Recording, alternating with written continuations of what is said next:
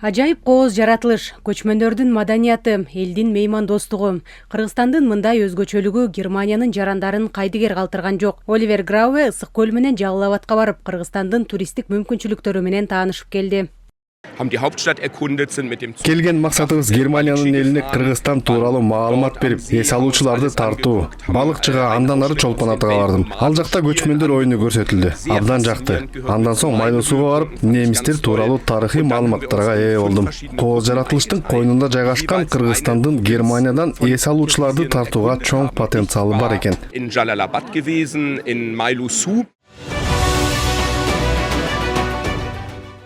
Оливер Грауэ германиялык 60 туроператордун катарында Кыргызстанга келген. Алар 5 топко бөлүнүп, Ысык көл, Ош, Жалал-Абад, Чүй жана Нарын облустарын кыдырып келди.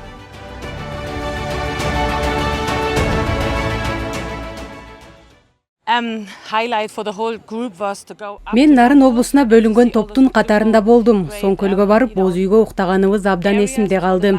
Элдин меймандостугу өзүнчө сөз кылууга арзыйт. Бул туристтер үчүн абдан кызыктуу жана эс алуучулардын агымынын артышына түрткү берет.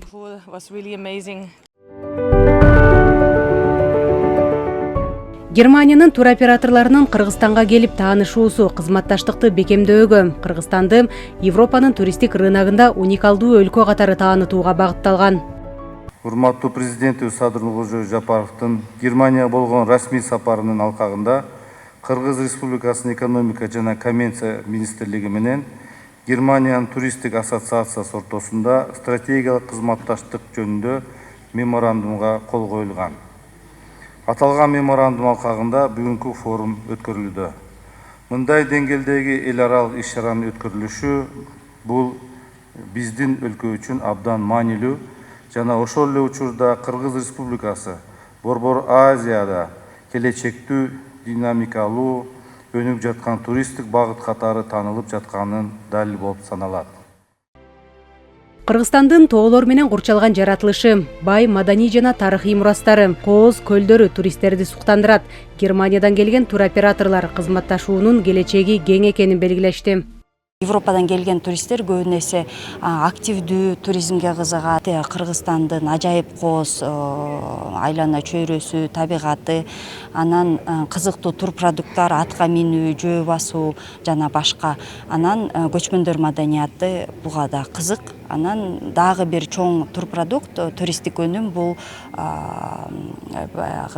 Silk Road, жибек жолу боюнча турлар болуп саналат. Ушундай кызыктуу турпродуктларды иштеп чыгып, түздөн түз ошол Европа маркетине биз жарнамалап, туристтерди көп чакырганга аракет кылып атабыз. Кыргызстан өнүккөнү дагы туризм сферасы да өнүгүп атат.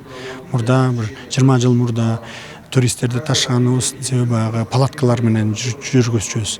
Азыр болгон Кыргызстандын бурчунда жанагындай боз үйлөр тегилип, боз үй өзүнчө айылчалар, кичинекей айылчалар пайда болгондуктан туристтердин саны да келип атат. Шарттар түзүлүп атат, инфраструктура оңолуп атат. Тур компаниялар дагы тажрыйба чогултуп, чет өлкөдөн келген, Европадан келген туристтерди жакшы кабыл алган сервиске өзгөчө ушу сервис оңолуп келатат. Ошол үчүн туристтердин саны жылдан жылга көбөйүп келатат. Кыргызстанда туризмди өнүктүрүүгө көңүл бурулууда. 2024 жылы аталган тармактын өлкөнүн ички дуң продукттагы үлүшү 4% түзгөн болсо, 5 жылдын ичинде аны 10%га жеткирүү көздөлүүдө. Туристтерге ыңгайлуу шарттар түзүлүп, инфраструктура жакшыртылууда. 8,5 миллион келген 24 жылдын жыйынтыгы. Эми биз ошол 10 миллионду күтүлүүдө. Даярбызбы ошо 10 миллион турист?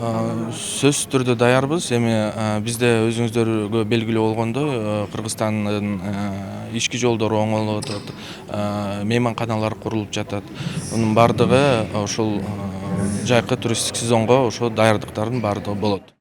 Кыргызстандын туристтик мүмкүнчүлүгү, Германиянын туроператорлору менен кызматташтыгы дестинациялык форумда талкууланды. Анда биргелешкен долбоорлорду ишке ашыруу, туристтик маршруттарды түзүү, тажрыйба алмашуу тууралуу сөз болду. Жазгүл Сейдахматова, Бекзат Машрапов, ЛТР Бишкек.